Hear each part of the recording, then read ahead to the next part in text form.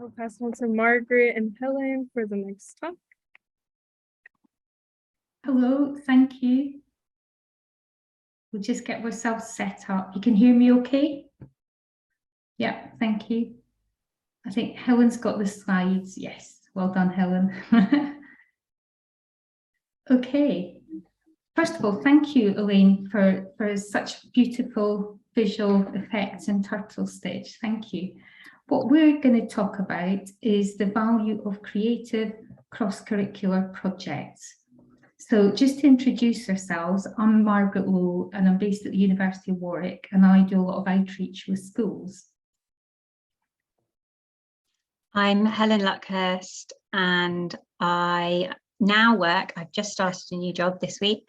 I work for the Warwick Institute of Engagement, and my job will be to get students doing more engagement with the public. But I started at Warwick working for Margaret. So that's what I'm here to talk about. Yeah, thank you. Okay, so we'll go to the first slide. And we're just going to share some of our experience, if you like. So an ideal project for us is one that has a good helping of creativity in there. It gives it a broad appeal and interest. It builds links across subjects, because in our world, it's not like school. Things are not separated necessarily into distinct subjects. So it's nice to sort of do a sort of creative application. It encourages interactivity. It can be engaging and stimulating. However, it is essential that it's an approachable task.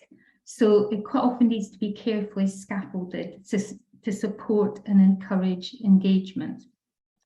Context is another sort of factor we worry about, because different contexts are really important. Putting it into a context that students care about means that they will pick up the activity much quicker.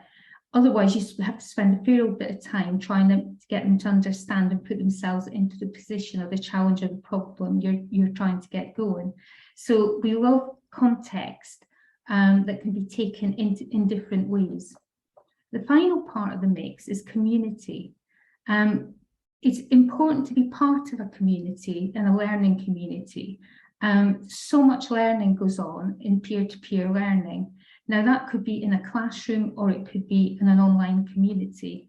But that part of that peer-to-peer learning, it makes a huge difference. So these are kind of the three elements, if you like, that we would look at when we're putting together projects and learning resources. Students will work much harder on things that they feel are important to them. So I'm just going to hand over to Helen now to explain the project that we had created.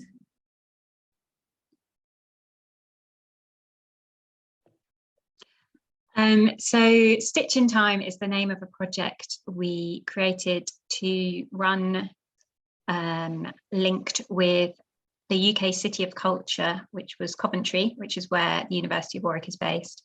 I think the real year was 2021, was it, Margaret, or 2020? But with COVID, it sort of shifted and covered half of 2 years. So the project was a cross-curricular project with some schools in Coventry and one in Derbyshire. The project initially started as one which we would go and deliver in schools in a sort of classic outreach workshop style. But in the end, because of COVID, it was something we trained teachers to deliver themselves, as we weren't allowed to go into schools. But we initially trialled it with visits pre-COVID. So the project took in these sort of 5 elements on the screen. And the way we supported teachers to deliver it was with introductory training, lesson plans, resources, and lots of online tutorials that teachers could use to work through it. So I'm going to give you a brief overview of each of these 5 elements that were included in the project. So the first, we started the project by setting context, as Margaret was talking about. So we had lots of picture-based resources for pupils to look at the local history. This project was run with years 5 and 6 in England, so that's ages 9 to 11. So it took in history from the medieval period up to the 21st century through looking at photos of artifacts and architecture in Coventry, and getting the children to infer what they could learn about the people involved in making those artifacts, or about the importance of textiles in the local history.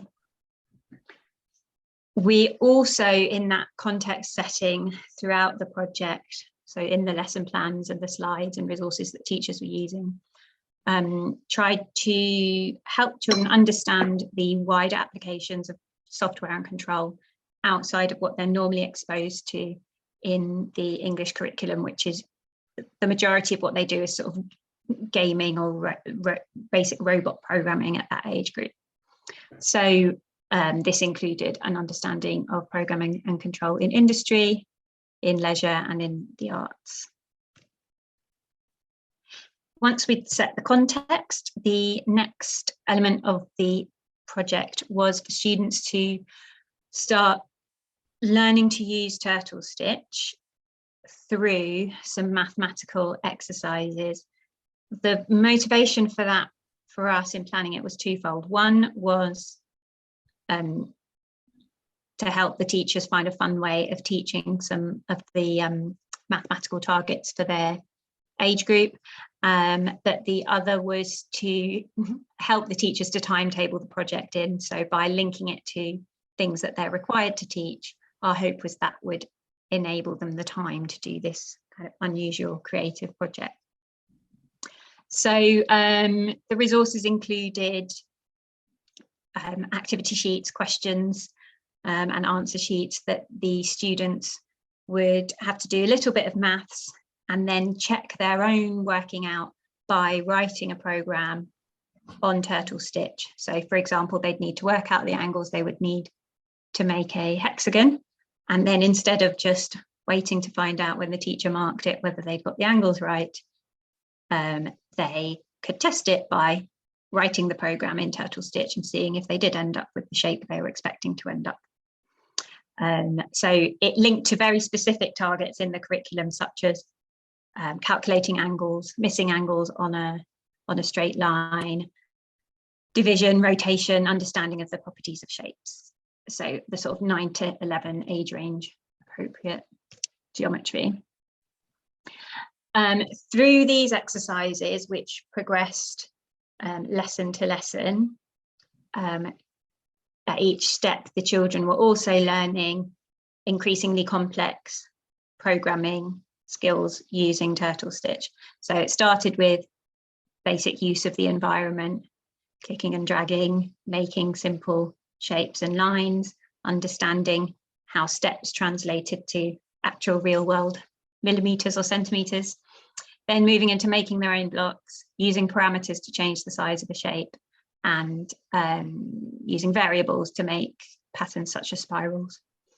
The teachers we knew would have varying levels of expertise, because at that teaching in that age group in England, teachers teach all the subjects, so they're not subject specialists necessarily. So we knew there would be some who were confident in using Snap, for example, or Scratch, and therefore might be okay with turtle stitch, and others who would have done none of that because it had been covered during their planning time by a subject specialist. So we supported the teachers with several tutorial videos linking to each element that they would need to teach, so that they could watch the video in their own time, build up their own confidence before they had to teach a group of 30 children to do it.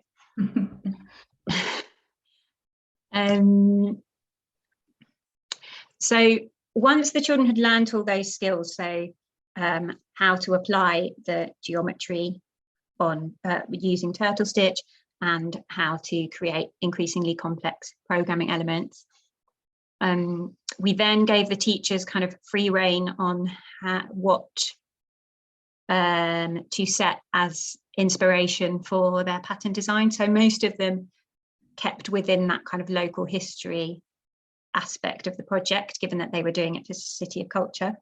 The project in Derbyshire looked at a historical Derbyshire figure, Delia Derbyshire, who created the music for Doctor Who. That's right, isn't it, Margaret? Yes, yeah. She was born in Coventry. And she was born in Coventry, that was it.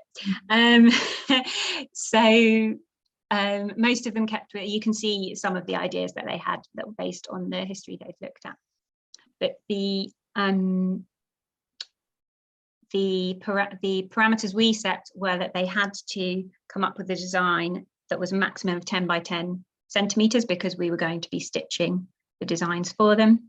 And they had to keep below a certain number of stitches because of the amount of time it would take. I think we set about 5,000 stitches. So that gave them some limitations and a bit of an understanding of the sort of real world of sticking to a design brief.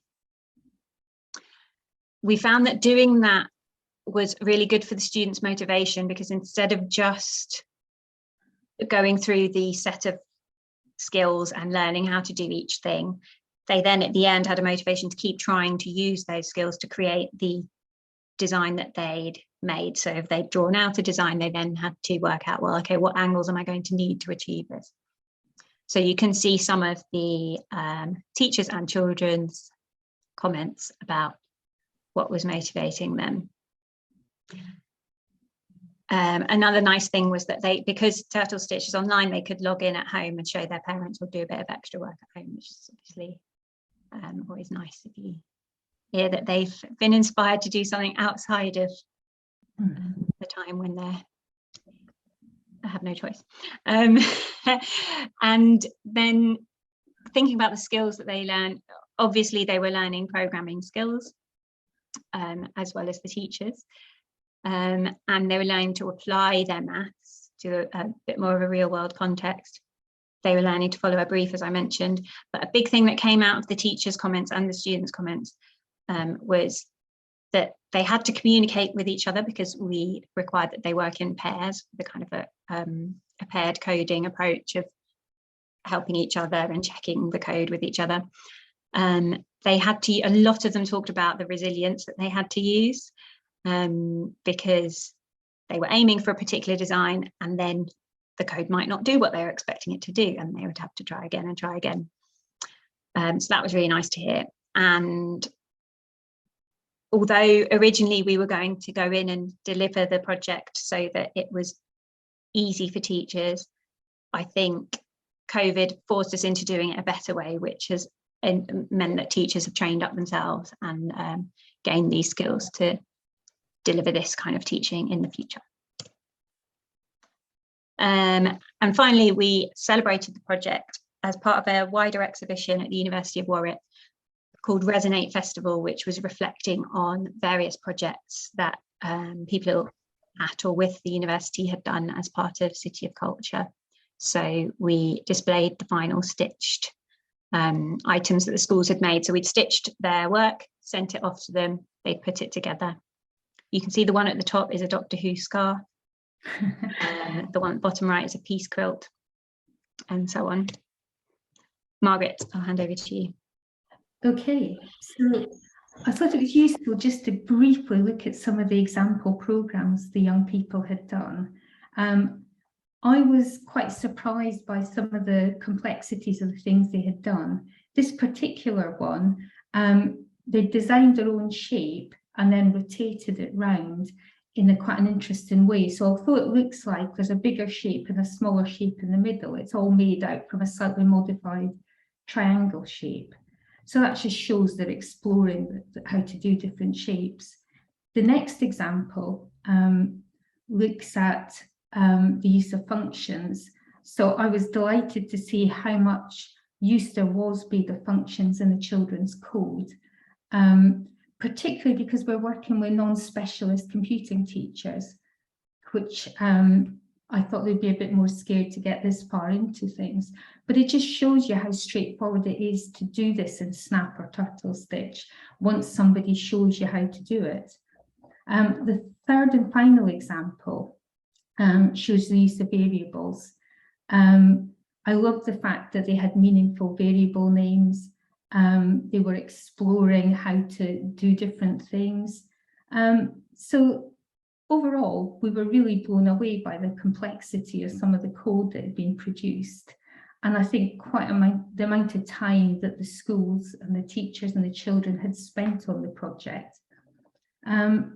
Just to sort of move on finally, we picked up on the community as well. So community is so valuable because of the support and opportunities to expand on the knowledge. So that was happening within the classrooms, but also we're trying to sort of build this local community in Coventry, and we've 4 schools that are using it.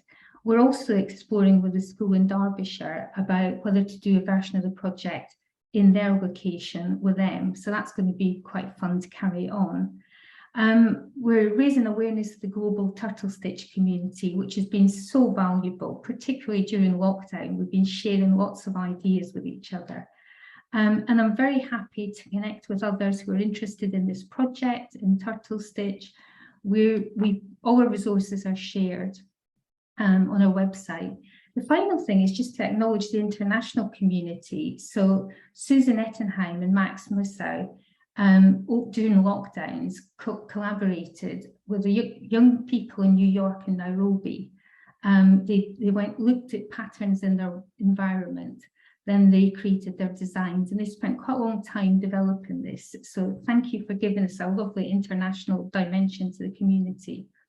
And that's just about it. The final thing is just to say thank you to the schools and acknowledge the organisations that have supported us. I'm very happy to take any questions. Any questions? Scary, isn't it? We've got a few minutes. No questions? I have a question. You mentioned that you sent the students